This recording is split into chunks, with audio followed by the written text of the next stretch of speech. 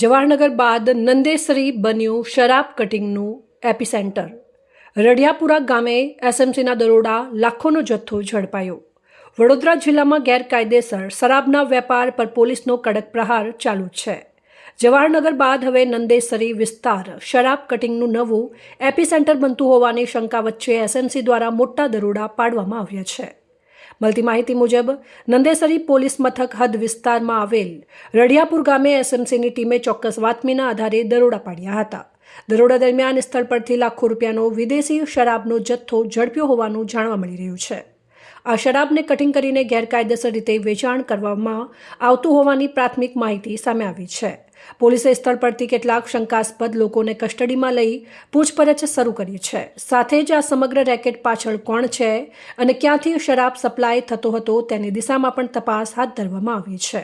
મહત્વનું છે કે છેલ્લા કેટલાક સમયથી નંદેસરી વિસ્તાર ગેરકાયદેસર પ્રવૃત્તિઓ માટે ચર્ચામાં રહ્યો છે, ત્યારે એસએમસીના આ દરોડા બાદ વધુ ખુલાસા થવાની શક્યતા વ્યક્ત કરવામાં આવી રહી છે। Report Parveen Vasava, Pradeep Tantral, news Vadodara.